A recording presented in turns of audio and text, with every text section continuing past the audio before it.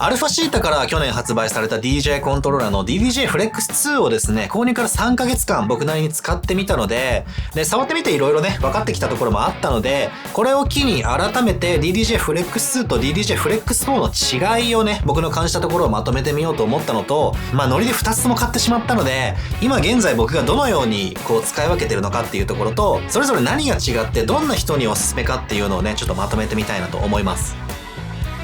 どうも、こんにちは、ゆきかです。この2機種はね、DJ 始めようと思ってインターネットで調べてみると、まず出てくる機材2つだと思うんですけど、この Flex4 と Flex2 はね、僕も以前の動画でエントリー機として大絶賛をしていて、詳しく知りたい人はね、以前の動画見てもらえればなと思うんですけど、その動画でもね、この2機種何が違うのかっていうのは、軽く触れてはいるんですけど、今日はそれをちょっと広げてね、話していきたいなと思います。はい、ちょっとね、今持ってきましたけど、この2機種ね、サイズの違いこそあれ結構パッと見では似てるので違いが分かりづらいかなと思うんですよ。でね、ホームページを見てみると、Flex4 は2チャンネル DJ コントローラーなのに対して Flex2 はコンパクト2チャンネル DJ コントローラーになってますね。Flex4 はシンプルで扱いやすいので DJ コントローラーの中で一番ベーシックなモデル。で、Flex2 はコンパクトなのでどこでも DJ ができますよっていうのを売りにしてるモデルだと思うんですよ。似てるんですけど微妙にコンセプトが違うんですよね。コンパクトさだけで言うんだったら Flex2 よりもコンパクトなモデルは他社からも出てるんですけどね。EQ が3本じゃなくて2本になってたりとか、あとはパッドが4つになったりとかね。メーカーごとに色々考え方が違うみたいで見てて面白いです。アルファシータ的にはね、いくらコンパクトとはいえ EQ は3本欲しいし CFX とかパッド8つは必要だよねっていう判断なんでしょうね、おそらく。でもこれはね、アルファシータの作ってる DJ アプリのレコードボックスの互換性とかを考えると、そりゃそうだろうなっていう感じではあるんですけどね。とにかくですね、結果的にどっちもエントリー層にはおすすめの機種にはなってるんですけど、コンセプトが微妙に違うよっていうことですね。どっちを選んでも後悔するなんてことはないと思いますけど、一応ね、どう違ってどういう使い方に向いてるのかっていうのをちょっと早速見ていきたいと思います。最初に言っておくと、コントローラーの性能だけで言ったら Flex4 の方が優れてますよ。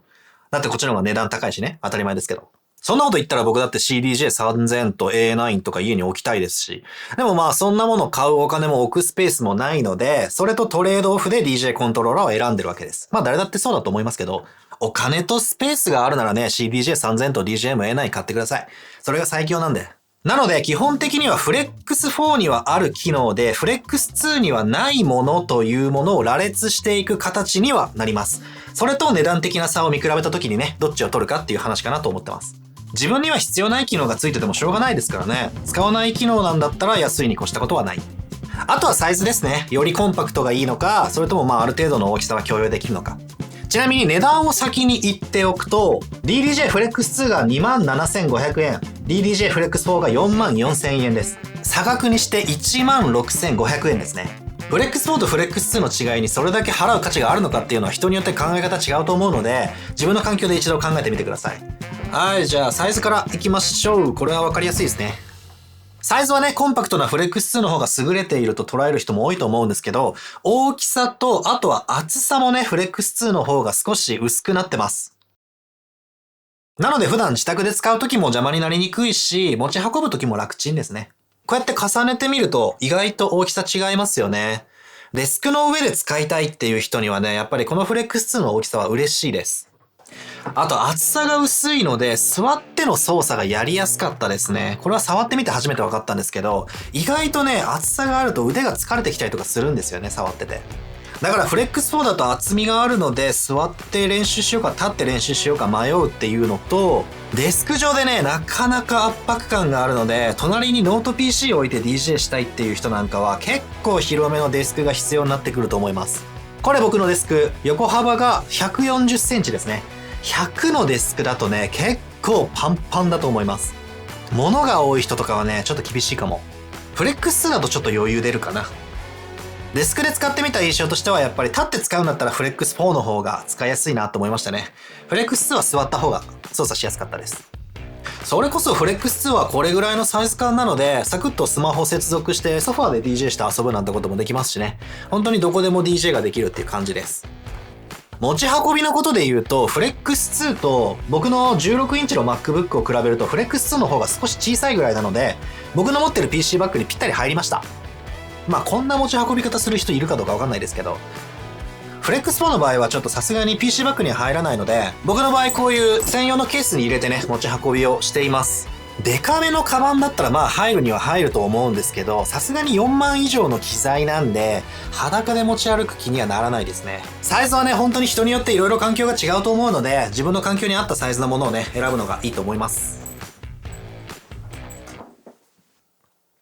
さあ、お次は入出力系を見ていきますか。ここはね、そんな違いないです。いや、まああるんですけど、フレックス4にはマイクインがついてます。マイクを使って自分の声をミックスに入れることができるところですね。こう聞いてる人とコミュニケーション取りたいんだったらこの機能はあった方がいいです。他にはマスターアウト、スピーカーとつなぐところですね。これがフレックス4は RCA ピンジャック。で、フレックス2はステレオミニフォンプラグになってます。このやつですね。これが RCA、赤と白になってるやつ。で、これがステレオミニフォンプラグです。イヤホンとかに使われてるやつですね。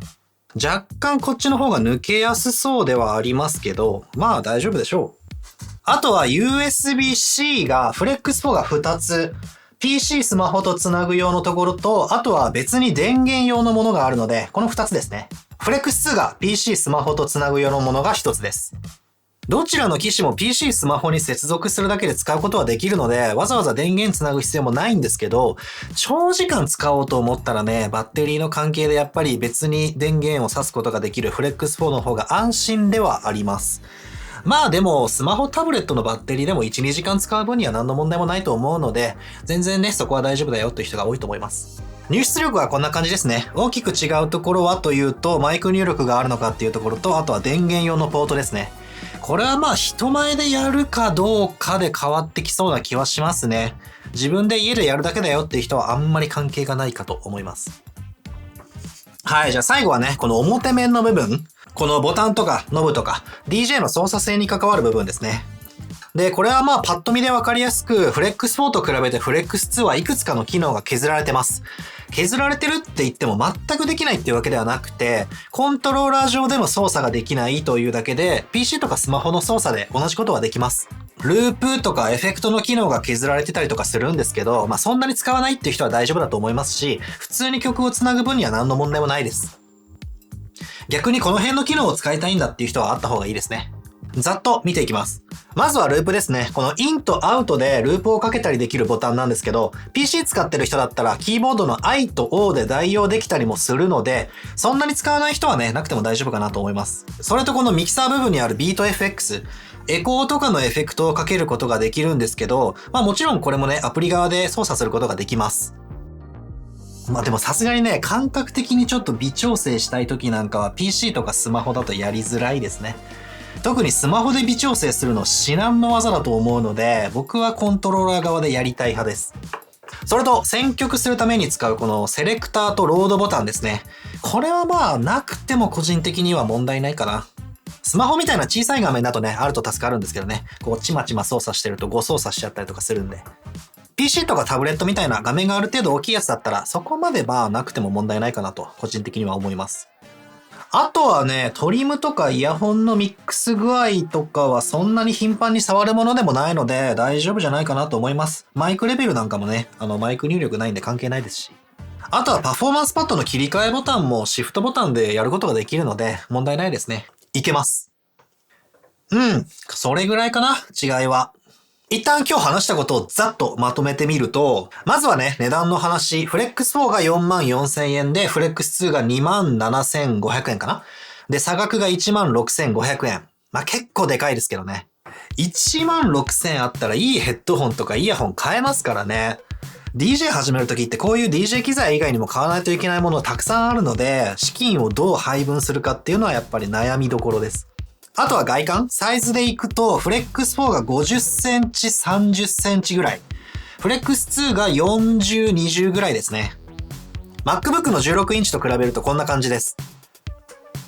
入出力に関しては、フレックス4にだけマイク入力と、あとは電源用の USB-C ポートがついてます。ミックス中にマイク使いたい人とか、あとは電源を別にね、つなげないと困るなっていう人はフレックス4ですね。あと言い忘れてましたけど、フレックス2はライトニングケーブルに対応していないみたいなので、ちょっと古めの iPhone 使ってる人、こう USB-C to ライトニングを使って接続することはできないみたいなので、ライトニング端子の iPhone 使ってる人は Bluetooth 接続のみになります。これだけちょっと注意ですね。あとはボタンとかノブとか使える機能にちょっと違いがあります。ループ機能とかビート FX が大きいですかね。これらの機能使いたい人はフレックス4。まあ特に必要ないかなっていう人であればフレックス2で大丈夫だと思います。だいたいこのあたりを押さえておけば自分はどっちが合ってるのかなっていうの判断つくと思います。ちなみにね、僕がどうやって使い分けているのかというと、DJ をするときはね、基本的にフレックス4を使ってます。外に持ち運ぶときもね、実はフレックス4を持ってってるんですよね、僕。こうやって選べる状態にあるんだったら、多少大きくても操作性のいいフレックス4で DJ やりたいなって思っちゃいますね、僕の場合は。まあ、ここは好みですけどね、外に持っていくんだったらちっちゃい方が絶対いいだろうって思う人も多いと思います。まあ、そもそもね、僕の機材の選び方にはなっちゃうんですけど、もう MacBook 一つとっても16インチ大きい方を選んじゃってるし、iPad も Air とか Mini とかじゃなくて iPad Pro を選んじゃってるんで、こうスマートになんかこう持ち運ぶっていうよりは、パワーみたいな選び方をしてしまうタイプなので、もうそういうのがね、積もり積もって僕の機材バッグはいつもパンパン。話通りだわ。あとバッテリー問題ですね。フレックス2を PC に接続して、で、その PC を電源に接続してるとかだったら何の問題もないんですけど、例えばスマホのバッテリーだけで DJ しようとすると結構ゴリゴリバッテリー減ってくので、まあ僕の iPhone が古いっていうのが問題なのかもしれないですけど、毎日ちょっとずつね、DJ の練習していくっていう分には何の問題もないと思うんですけど、僕の場合ちょっと集中して練習したいなって思った時は、まあバッテリーの心配とかしたくないので、電源つなぎたくなっちゃうなと思います。以上、操作性とバッテリーの2点から僕は基本的に DJ するときはフレックス4を使ってます。じゃあ逆にフレックス2は何に使ってるのかっていうと、デスクで仕込み作業するときとかに常に横に置いてます。なんかパソコンとかで仕込み作業してると、この曲とこの曲の相性どうなんだろうなってなってちょっと触りたくなる場面とか結構あったりとかするので、そういう時横に置いてあるとサクッと触れてめちゃくちゃ便利だなと思います。そのままちょっと遊び始めちゃって全然仕込み進まないなんてこともあるんですけど、まあとにかく気軽に使えますね、フレックス2は。こう横に置いといても作業の邪魔にならないし、生活にこう入り込んでくる感じ。ちょっと気が向いた時に触ったりとか、あとはソファーでダラダラしてる時に遊んだりとかね。僕の場合はね、そんなに DJ 機材外に持ち出すことはないので、基本的には家の中で使ってるんですけど、こんな感じで使い分けてます。まあ今日話したかったのはこんなところですかね。たらたらと僕の考えを話してきたわけなんですけど、まあこの動画を見てもね、ちょっと違いよくわかんないからどっちにしていいかわかんないなっていう人は、とりあえずフレックス2にしておいて、で、残りの16,000円でいいスピーカーに投資した方が満足度は高いんじゃないかなと個人的には思います。スピーカーは DJ 以外にも使えますからね。フレックス2買ってみて頑張れそうだったら、フレックス4飛ばしてフレックス6とかフレックス10行ってもいいと思いますし、フレックス4は割と初級から中級とかまで長い期間使えるので、コスパの面ではすごくいいと思いますけど。あとはそうだな、DJ コントローラー使っていろんなプレイがしてみたい人はフレックス4。そうじゃなくて、もっと気軽に DJ に触れる環境が欲しいっていう人はフレックス2みたいな選び方でもいいと思います。僕の場合、触ってて楽しいのはフレックス4。で、触る機会が多いのはフレックス2っていう感じですね。よかったら参考にしてみてください。今日も動画見てくれてありがとうございました。フレックス4とかフレックス2持ってる人はね、よかったらコメント欄で補足してくれると僕としても助かります。今日の動画参考になったよっていう人はですね、よかったらチャンネル登録といいねボタンよろしくお願いします。ではまた次回の動画で。